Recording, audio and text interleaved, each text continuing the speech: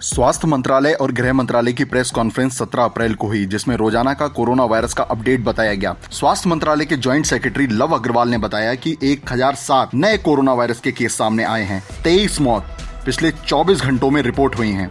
अब तक 1749 people cure हो चुके हैं और उस तरीके से अगर देखें तो 13.06% पीपल वो रिकवर हुए हैं।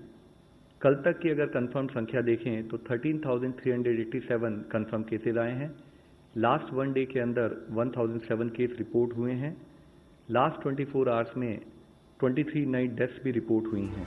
इस दौरान लव अग्रवाल ने एक बहुत महत्वपूर्ण बात बताई। उन्होंने बताया कि लॉकडाउन ने कैसे कोरोना वायरस के केसों को कम किया है, इसको उन्होंने विस्तार से समझाया। प्रेस कॉन्फ्रेंस में उन्होंने डबलिंग रेट का उदाहरण दिया।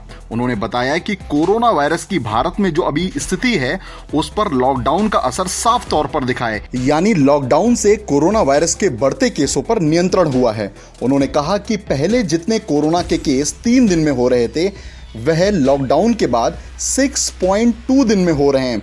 इसको ऐसे समझ सकते हैं जैसे पहले बिना लॉकडाउन पीरियड में 3 दिन में 1000 केस हो रहे थे, अब उतने ही केस लॉकडाउन पीरियड में 6.2 दिन में हो रहे हैं।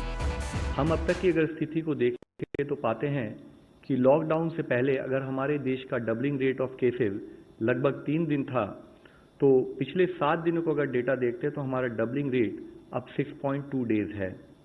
और मैं आप लोग की दृष्टि में लाना चाहूँगा कि 19 स्टेट्स ऐसे हैं, 19 स्टेट्स और यूनियन टेरिटरीज ऐसे हैं जहां पर कि डबलिंग रेट देश के एवरेज से भी कम है।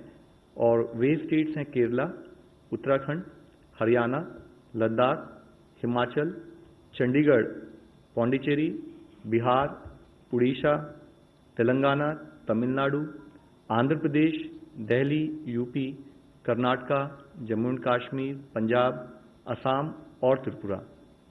मैं आप लोगों की दृष्टि में लाना चाहूँगा कि doubling rate is a product of how we are trying to manage the situation at field level.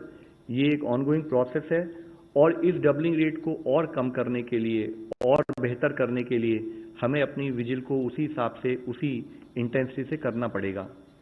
इसी तरह से हमने सिचुएशन को एक और तरीके से एनालाइज किया, जिसको हम कहते हैं ग्रोथ फैक्टर।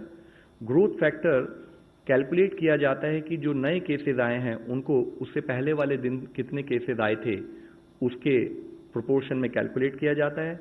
तो अगर हम इस डेटा को भी देखें तो पाते हैं कि अगर हम 1 अप्रैल से 1.2 के एवरेज ग्रोथ फैक्टर को देख रहे हैं, जबकि इससे 2 हफ्ते पहले यही ग्रोथ फैक्टर 2.1 एवरेज था 15 मार्च से 31 मार्च तक, तो हम पाते हैं कि करीब 40% डिक्लाइन हुआ है ग्रोथ फैक्टर में। और ये डिक्लाइन भी तब हुआ है जब एक साथ हम लोग दूसरी तरफ से प्रयत्न करके नंबर ऑफ केसेस जहां पर सैंपल्स कलेक्ट हो रहे हैं, सारी और ILI के केसेस के भी सैंपल कलेक्ट हो रहे हैं, तो हम अपना नंबर ऑफ सैंपल्स भी देश में बढ़ाते आ रहे हैं। इसी के साथ ही हमने एक आउटकम रेशियो भी कैलकुलेट किया।